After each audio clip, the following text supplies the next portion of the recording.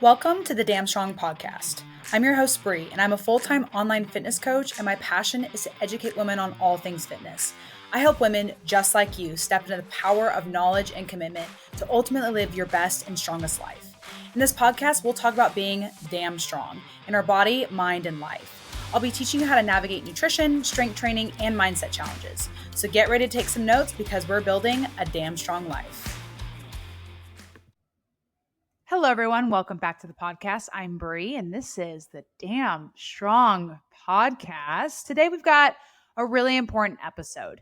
It's specifically speaking about, once you've lost body fat and you're going back to quote unquote maintenance and having this gaining weight after maintenance. And I think a lot of us see that as a failure, right? That we see, oh my gosh, like I can't maintain anything. Or a lot of you guys, lose weight and then you go back to maintenance and you see the scale go up. You're like, see, I can, I just look at carbs and I gain weight, right? You see this, like the scale increasing as a sign, as a affirmation that you have failed at maintaining your weight. You failed your fat loss. You failed at maintaining. This will never be your life. You're continuing this roller coaster that you've probably been on for a lot of your life. I don't know if you guys are similar to me, but I feel like for a lot of my journey, it was this constant roller coaster of like losing and then gaining and losing and gaining and losing and gaining, and like thinking about food and screw it to food and thinking about this. It's just another one of those roller coasters that you're on where if you are successful in losing body fat, now you feel like you're white knuckling maintenance, right? You're so scared that you're going to gain weight. And if you do, again, that's like the worst thing that could ever happen. And I want to talk through that because I don't believe that gaining weight at maintenance means that you failed. Okay. So I first want to talk about the initial weight gain that you have at maintenance, because I think a lot of people miss this part. And then I want to talk about actual like fat gain. Okay. So we're first going to talk about just the initial weight gain. So the weight that you finish your deficit in is not going to be the weight that you maintain. Let me say that again. The number that you see on the scale on the last day of your deficit is not the number that you are going to maintain when you are at maintenance. Okay. Because when you're in a deficit, you're having less food. So you have less stomach content. You're going to have less carbs. And so you have less water retention. And so the second you increase your calories, you're already going to be consuming more food, physically more food in your body. So you're going to weigh more because of that. Second, you're going to have more carbs. Carbs retain water, which is a good thing. We don't want to avoid that, right? And so you're going to weigh more because of those things, okay? So the second you finish a deficit, you increase your calories and maintenance, you are going to weigh more initially, okay? You're going to weigh more. So if you're someone who's just got done with a deficit and every time you're trying to go back to maintenance and increase your calories, you see the scale spike up and you get a little bit nervous and all that, I want you to go to episode 43. This is my reverse dieting, how to find your maintenance calories episode. And that's one that you need to listen to. You can continue listening to this one for sure. You're going to get helpful nuggets out of this, but I want you to listen to that one because that one helps you to navigate how to reverse back to maintenance and understanding that initial gain and how you need to wait that out. So what I want to talk about is not just that initial weight gain that you have. And again, I'm saying weight gain that you have when you increase your calories. I want to talk about like if you actually truly put on body fat, right? You go into a deficit, you're trying to be at maintenance, you're in a little bit of surplus, you're gaining some body fat. And I want to talk about how that doesn't necessarily mean that you're a failure. So let's first talk about what society's definition of maintenance is, right? And what I think a lot of us go into maintenance thinking maintenance is. The society and what you think maintenance is that you go into a deficit, you lose weight, you drop down to 140 pounds, and you are always 140 pounds every single time you step on the scale. Even when you increase your food, all that kind of stuff, you step on the scale and you are 140 pounds day in, day out consistently. And that just could not be anything further from the truth. Again, like I explained before, okay, the number that you hit in a deficit is not going to be what you maintain. Okay. On top of that, when you are maintaining your weight, you're not going to be 140 every day. You're going to, just like in a deficit, you're going to have some days where you go up and some days you go down and some days you go up. For some reason, we all understand that there's peaks and valleys in a deficit, right? Your body weight goes up and it goes down and up and it goes down. But what matters is that trend over time, right? You have peaks and valleys in your deficit, but then it comes to maintenance. We expect it to be like this flat line, right? Where it's just the same number every day. No, you're going to go up and down, up and down, up and down, up and down. So you're not going to weigh at this exact perfect number every single day. You're going to have more sodium one day. Boom, you go up. Less sodium one day. Boom, you go down. But then over time, what actual maintenance is these peaks and valleys creating a trend line that goes straight across, right? Just like a deficit. You have these peaks and valleys, but if you draw a trend line, it goes down. So next, what I want to do is I want to divide maintenance into this small scale and this large scale, because I guarantee you, I'll give you some golden nuggets with the small scale, but I bet you haven't thought through the large scale zoomed out view of maintenance. Okay. And how just because you gain weight in a certain scenario doesn't mean that you are failing being at maintenance, right? So on a small scale, when I say small scale, I'm thinking like over the course of like 3 months, right? A lot of times, again, what I just explained of what maintenance truly is, it's where you kind of, gain and lose weight over the course of time, and that trend line kind of goes across. But a lot of us have this experience where, like, yeah, you're at home, you're cooking your meals, you go out to the places that you normally love, and you're maintaining your weight.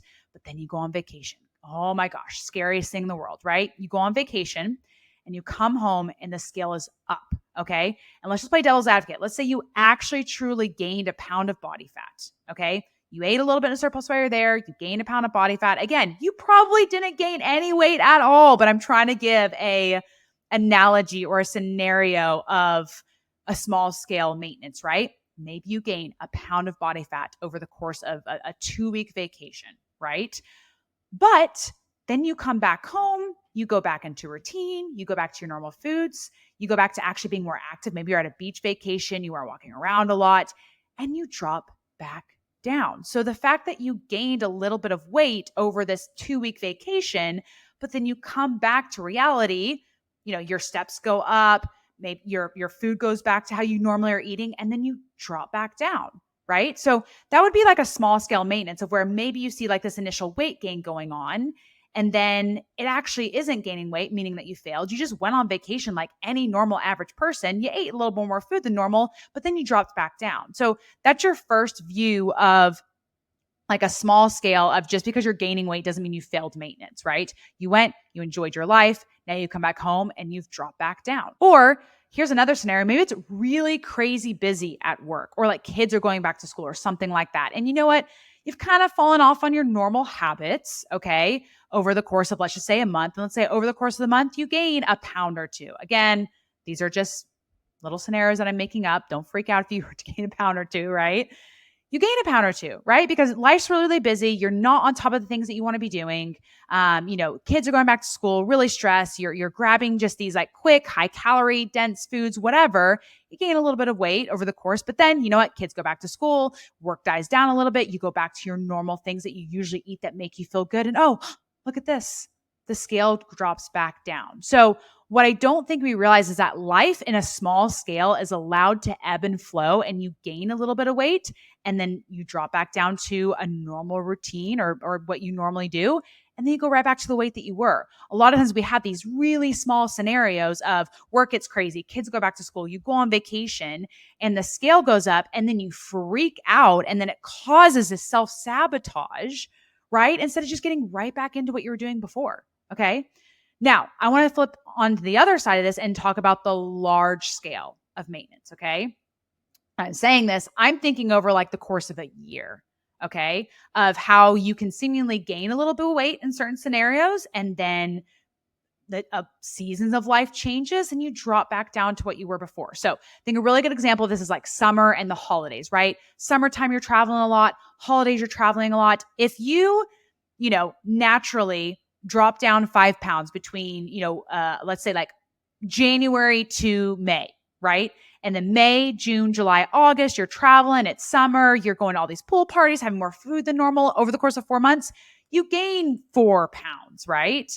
And then it goes into school season, August, September, October, November, you drop back down, those 4 pounds. That is successfully maintaining your weight. And it's just recognizing that your life is allowed to ebb and flow and your body is allowed to change and ebb and flow with seasons of your life. You are not a failure because you enjoyed your summer. You went on 6 different trips. You went to 10 different pool parties. You did all these fun activities with your kids. You got extra snow cones than normal.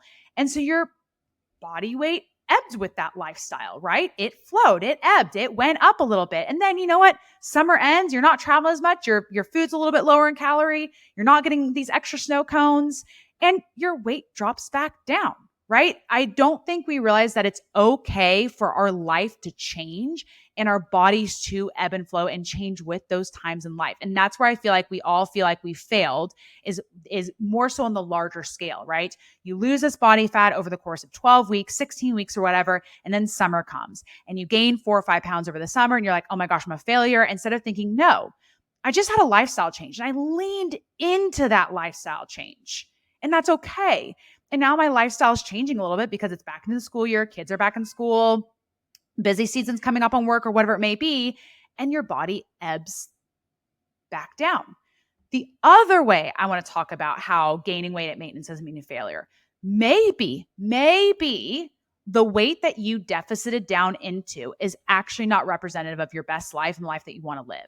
And what I mean by that is, let's just say, okay, you go into a 12, 16-week deficit, okay? Summer comes around over the course of 4 months, whatever, you gain 5 pounds, and then you maintain that 5-pound gain throughout sorry, cat just knocked the computer. You maintain that 5-pound weight gain for the rest of the year. What that shows me is that there's no failure that's happened. What that shows me is the habits that build your best life and the habits that you want to maintain and the amount of times you go out to eat and the girls' nights you want to have and the fun times with kids on the weekends that you want to have, that all is important to you. And now you're actually at this crossroad where you don't need to be debating like, oh my gosh, I'm a failure, I gained 5 pounds. You need to be thinking about, okay, what are the habits that I currently have? Do I like my habits? Do I love my habits? Do I enjoy my habits? Are my habits going to give me the best and most fulfilling life? The answer is yes. I don't know why we would change those habits just to lose 5 pounds of body fat, right? If you're like, oh, no, you know what? I gained these 5 pounds and some of the habits I've picked up aren't habits that I want to carry forward for the rest of my life. Okay, cool. Then let's change some of those. And then maybe you'll lean down into a little bit of a leaner body. But weight gain is just it in a one word of like, or I guess 2 words, weight gain, fat gain, whatever you want to call it, in of itself is not a source of failure. If anything, it's honestly kind of a look into, okay, what are your habits, right?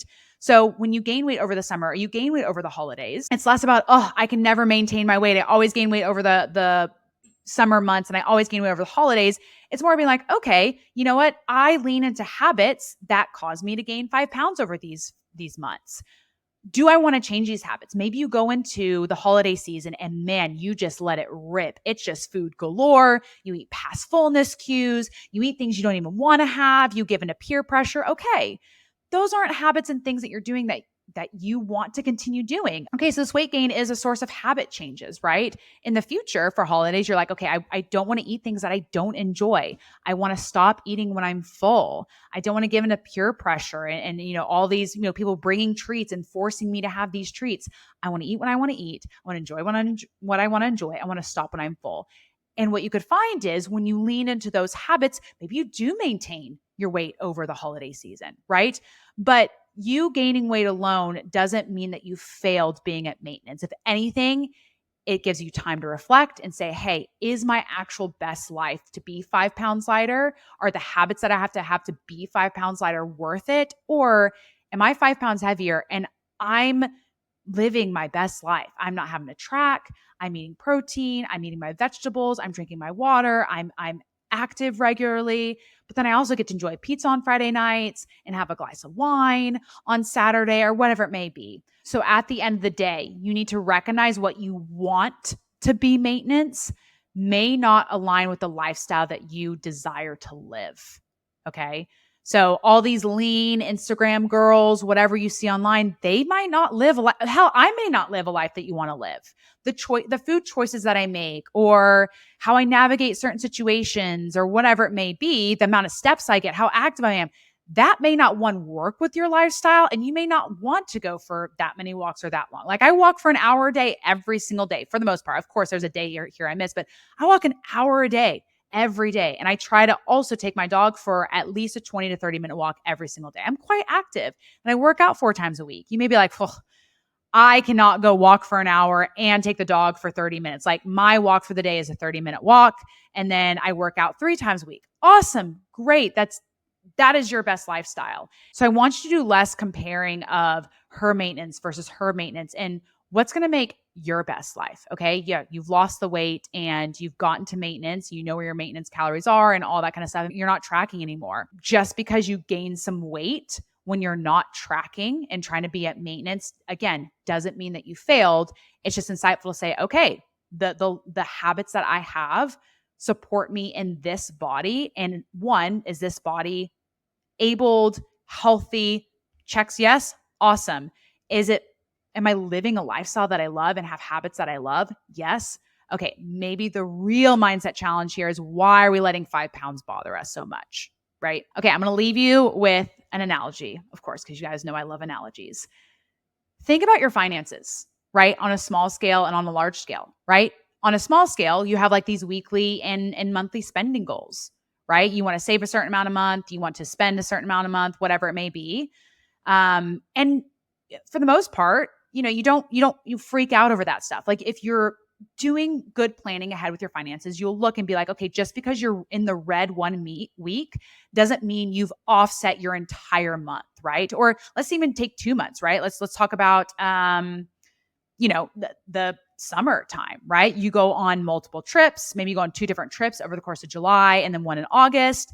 And for those 2 months, yeah, you're a little bit in the red there, but you also plan for that. And you also save other months. And actually the months before, you were in the green. And so that covers that kind of stuff. And so when you look at the small scale, you're not really worried about it as much because you know how your finances fluctuate. Now, if we zoom out and on a large scale, we look at your finances, right?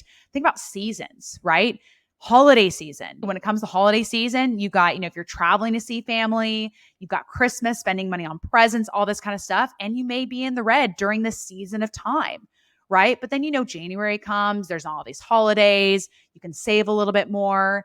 And so think about your body. You allow your finances to fluctuate, but you freak out when your body fluctuates, right? You freak out when you see a pound of weight gain after you come back. And I'm talking about like true body fat, not just like fluctuations, food, alcohol, that kind of stuff. Like you'd freak out if you knew that you gained a pound of body fat over a vacation, but you don't necessarily freak out when you see, okay, we've spent this much on vacation, but you're planning for that.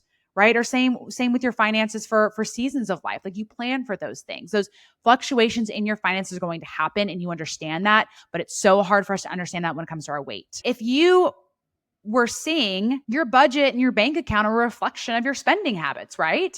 And so if every single Christmas you saw that, whoa, we're going way too into the red and during the holiday time, you would look and be like, okay, let me look at my spending habits. Okay. Like these are gifts that I need to get for people, but I'm also getting a little too many gifts for myself. And maybe me and my spouse are spending a little too much on gifts right now. We want to buy gifts for each other, but we're doing a little bit too much. And then we also take this vacation too. Maybe we need to pull back a little bit. Those financial spending choices are not supportive of our best life. Right? And so you change those habits. Or you may look and say, hey, yeah, I am in the red, but I save for the rest of the year and I save in January to build back up my bank account. I'm not unhappy with those habits. They're healthy spending habits. I'm strategic with how I want to spend money on, people I'm giving gifts to and my spouse and my kids and all that. And so I understand those fluctuations are going to come. And that's just part of life, right? So a lot of times weight fluctuations can really be analogied or analyzed with financial, because again, we're also used to the fluctuation of finances and seeing a bank account go up and down and understanding like that's how it goes. You pay bills, you get paid. You pay bills, you get paid. But we don't allow our own bodies to fluctuate and ebb and flow with life like we do other things. All right, guys, we're going to wrap up the podcast there. I do want to say Spotify now allows you to comment on podcasts. So I would love for you either to shoot me a DM of your takeaways of what really hit, any golden nuggets that really stuck out to you in this episode, or leave a comment. Leave a comment on this episode and let me know as well. All that feedback is always appreciated. I'd love to hear what you guys take away from each episode. So I will catch you guys on next week's episode. Have a great week. See you soon. Thanks for listening to another episode of the Damn Strong Podcast. Show me some love by leaving a review and sharing a screenshot of this episode on your Instagram stories. Until next time, stay strong.